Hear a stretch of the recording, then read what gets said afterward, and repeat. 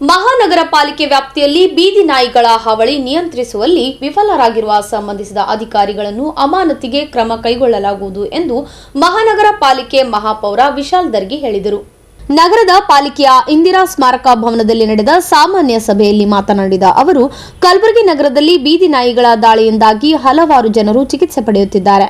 ಈ ಬೀದಿ ನಾಯಿಗಳಿಗೆ ಚುಚ್ಚುಮದ್ದು ನೀಡುವಲ್ಲಿ ಮತ್ತು ನಾಯಿಗಳ ಸಂತತಿ ನಿಯಂತ್ರಿಸುವಲ್ಲಿ ವಿಫಲರಾಗಿರುವ ಸಂಬಂಧಿಸಿದ ಅಧಿಕಾರಿಗಳನ್ನು ಅಮಾನತುಗೊಳಿಸಲು ಕ್ರಮಕ್ಕೆ ಕೈಗೊಳ್ಳಲಾಗುವುದು ಎಂದು ಸಭೆಯಲ್ಲಿ ಭರವಸೆ ನೀಡಿದರು.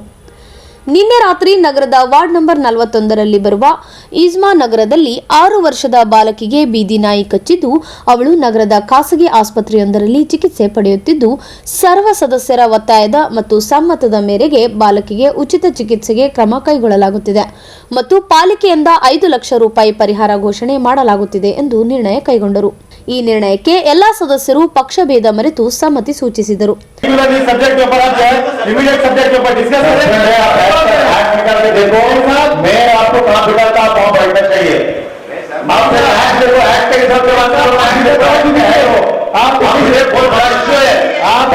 कौन ऑफिसर है पहले वो उनको तो बुलाएंगे पहले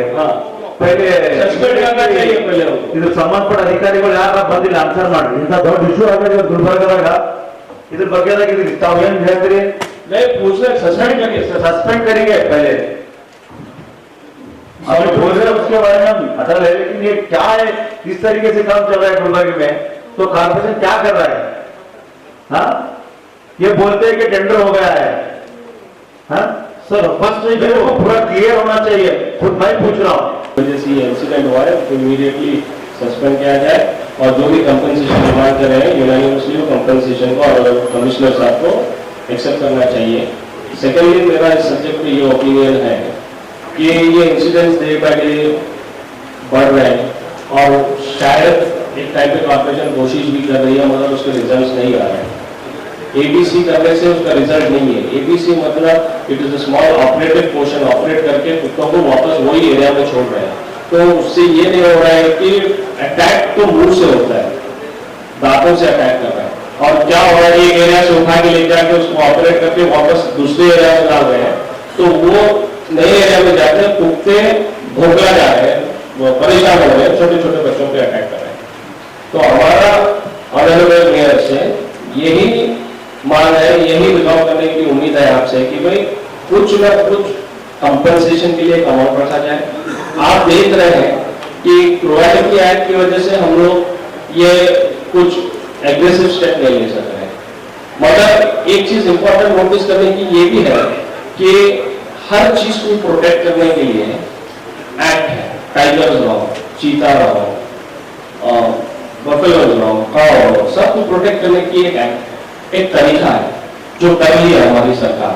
तो वो हिसाब से हम लोग की एक ಆಲ್ಟರ್ನೇಟಿವ್ ಮೆಥಡ್ ಅಂತೂ ಇದ್ರ ಬಗ್ಗೆ ಬಹಳಷ್ಟು ಎಂತಂದ್ರೆ ಸ್ಪಾಟ್ ಹೋಗಿ ಏನ್ ಡಿಸಿಷನ್ ತಗೋಬೇಕಂತ ಹೇಳಿ ಬೆಂಗಳೂರಿನಿಂದ ಪೊಲೀಸ್ ಕೂಡ ಮಾತಾಡಿಸಿ ಇವ್ರಿಗೆ ಹೇಳಿ ಸ್ಟಾರ್ಟ್ ಮಾಡಿದ್ರೆ ನಾನು ಅಲ್ಲಿ ಏನಂದ್ರೆ ಉದ್ನೂರಾಗ ನಾಯಿ ಬಿಟ್ಟಿಡಿ 100 ಜನನೇ ಎಲ್ಲ ಸುತ್ತಮುತ್ತಲ ರೈತರು ಆ ನಾಯಿಗಳು ಬಿಟ್ಟಿರಿ ನಾವು ಯಾರು ಹೊರಗೆ ಹೋಗೋಕ್ಕಿಲ್ಲ, ಸಿಕ್ಕಾಪಟ್ಟೆ ಕಚ್ಚಲತ್ತಾವ, ಕಡಿತಾವ, ಏನು ನಾನು ಬದಲಾವಣೆ ಮಾಡ್ರಿ, ಎಲ್ಲರೂ ಸೈಟ್ ಚೇಂಜ್ ಮಾಡ್ರಿ ಅಂದ್ರೆ ಅಲ್ಲಿ ಸ್ಪಾಟ್ ವಿಸಿಟ್ ಮಾಡಿದ್ರೆ ನಾವು ಕಮಿಷನ್ ಹೋದಾಗ ಅಲ್ಲಿ ಏನಪ್ಪ ಅಂದ್ರೆ ನಾಯಿಗಳು ಹಿಡಿದು ತಂದು ಇಂಜೆಕ್ಷನ್ ಮಾಡಿಸಿ ಗುಂಪುಗಳು ಮಾಡ್ರಿ. ಒಂದೊಂದು ಇದ್ರಾಗ ಏನಪ್ಪ ಅಂದ್ರೆ 30-50 ನಾಯಿಗಳು ಬಿಡ್ತಾರೆ. ಅವು ತಂದು ಮತ್ತೆ 7 ದಿನ ಆದ್ಮೇಲೆ ಎಲ್ಲಿಂದ ತೊಗೊಂಡು ಹೋಗಿರ್ತಾರೆ ಅಲ್ಲೇ ಬಿಡ್ತಾರೆ. ಅದರಿಂದ ಕೆಲವೊಂದು ಸರಿಯಾಗ್ಯಾವ ಇಲ್ಲೋ, ಅವೇ ಕಳ್ತಾವೋ ಇಲ್ಲೋ, ಏನೋ ಇಲ್ಲ. ಇವತ್ತೇನಾದ್ರೂ ನೀವು ಸರ್ಕಾರ ಕೊಡ್ತೀರಿ ಎಲ್ಲ ಕಾರ್ಪೊರೇಟರ್ಗಳು ಪಾಪ ಇಡೀ ಪಕ್ಷಾತೀತವಾಗಿ ಎಲ್ಲರಿಗೂ ಸಮಸ್ಯೆ ಇದೆ. ಕಲಬುರಗಿ ಏನೋ ಒಂದು ಡಿಸಿಷನ್ ತೋರಿ ಮಿನಿಸ್ಟ್ರಿಗೂ ಮಾತಾಡಿದೆವು, ಅವರು ಏನೇ ಕೂಡ ಅಪ್ರೂವ್ ಕೊಡ್ತೀನಿ ಅಂತ ಹೇಳಿದ್ರೆ ಒಂದು ಫಂಡಿಂಗ್ ಇಟ್ಟು ಗೌಡ ಹೇಳ್ದಂಗೆ ಏನಪ್ಪ ಅಂದ್ರೆ ಯಾರೇ NGO ಒಂದು ನಾಯಿಗೆ 5 ರೂಪಾಯಿ 10 ರೂಪಾಯಿ ಏನನ್ನ ಫಿಕ್ಸ್ ಮಾಡಿ ಏನಪ್ಪ ಅಂದ್ರೆ ಅವರು ಅದನ್ನ ಸಾಕ್ತಕ್ಕಂಥದ್ದು. ಇದು ಕೊನೆವರೆಗೂ ಕೂಡ ಏನೋ ಆಗಲಿ, ಒಬ್ರು ನೀವು ಹೋಗ್ತಕ್ಕಂಥ ಪ್ರಸಂಗ ಆಗುತ್ತೆ, ಆ ಫೋಟೋ ನೋಡೋಕೆ ಆಗೋದಿಲ್ಲ. ಅದಕ್ಕೆ ದಯಮಾಡಿ ಏನಪ್ಪ ಅಂದ್ರೆ ಪೂಜೆ ಮಾತುವವರಿಗೆ ನನ್ನ ಕಡತಲ ವಿನಂತಿ ಏನದ, ಮೊದಲನೇದು ಮನುಷ್ಯರು ಎಲ್ಲರೂ ಆರಾಮಾಗಿ ಬದುಕಲೇ ಇರ್ತಕ್ಕಂಥ ಪರಿಸ್ಥಿತಿ. ಹಳ್ಳಿಯಾಗ ಹೆಂಡೆ ಕಾಟ, ಕಿಟ್ಟಾಗ ನಾಯಿ ಕಾಟ ಆಗಿದೆ.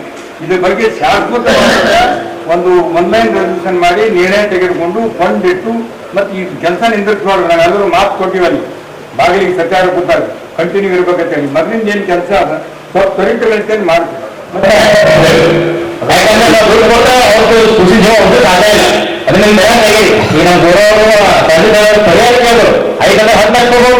ಆ ಕೂಡಿದ ದೇವರು ನಮ್ಮ ಕಡೆ ಆಗಂಗಿಲ್ಲ.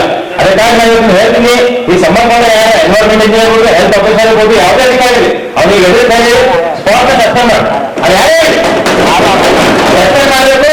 ಆಮೇಲೆ ಅದು ಏನು ರೂಲ್ ಅಲ್ಲ, ಏನು ಎನ್ಜಿಒ ಅಲ್ಲ, ಏನು ಪ್ರಾಣಿಗಳ ಹತ್ಯೆ ಮಾಡಬಾರ್ದು, ಅದು ಯಾವ್ದು ಯಾಕೆ ಬರ್ತದೆ ಅದನ್ನ ನಾವೆಲ್ಲ ಫಾಲೋ ಮಾಡ್ತಿದ್ರೆ ಸಿಟಿ ಒಳಗೆ ನಾಯಿಗಳು ಪ್ರಮಾಣ ಬಹಳ ಹೆಚ್ಚೇ ಇದೆ. ಒಂದೇ ಮಾಡಲ್ಲ ಸಿಟಿ ಒಳಗೆ ಅದಕ್ಕೆ ಏನ್ ಮಾಡಬೇಕು ಫಸ್ಟ್ ಅದನ್ನು ಮಾಡಿದ್ರೆ ಮುಂದೆ ಜೀವಿ ಸಾಧ್ಯ ನಾನು ವಿನಂತಿ ಮಾಡ್ತೀನಿ. ಮಾಡ್ಬೇಕಂತ ಅಂತಂದ್ರೆ ನಾನು ಹೇಳಿದ್ದೆ ಆಲ್ರೆಡಿ ಹೊರಗಡೆ ಒಂದು ಜಾಗ ಇದು ಮಾಡಿಬಿಟ್ಟು ಇದು ಮಾಡ್ಬೇಕಂತ. ಸೊ ಅದಕ್ಕೆ ಪ್ರೊವಿಷನ್ ಬಾಡಿ ಮಾಡ್ಕೊಡ್ಬೇಕು. ಮೂರನೇದಾಗಿ ನಾನು ಹೇಳೋದು, ನಮ್ಗೆ ಕೆಲಸ ಮಾಡಕ್ಕೆ ನಮ್ಗೆ ಅವಕಾಶ ಮಾಡಿಕೊಡಿ. ನಮ್ಮ ಮಾತು ಯಾರು ಕೇಳಲ್ಲ, HIಗಳು ಕೇಳಲ್ಲ, ಯಾರು ಕೇಳಲ್ಲ. ನಮ್ಮ ಹತ್ರ ನಮ್ಗೆ ಯಾರು ಕೇಳೋದೇ ಇಲ್ಲ. ನಾವು ಯಾರಿಗೆ ಕೇಳ್ಬೇಕು? ನಾವು ಯೋಜನೆ ಕಮಿಷನರ್ ಸರ್ ಮಾಡಿ ನಾವೇ ಮತ್ತೆ ನಮ್ಮಲ್ಲಿ ಕಂಟೈನ್ಮೆಂಟ್ ಹಾಕಿದ್ದಾರೆ ಒಂದ್ಸತಿ. ಸೊ ಕಂಟೈನ್ಮೆಂಟ್ ಆಮೇಲೆ ಡ್ರಾಪ್ ಆಯ್ತು. ಸೊ ಇದು ಆದ್ಮೇಲೆ ಮತ್ತೊಮ್ಮೆ ನಾನು ವಾಪಸ್ ವಾಪಸ್ ತಗೊಂಡಿದ್ದೀವಿ ಸರ್.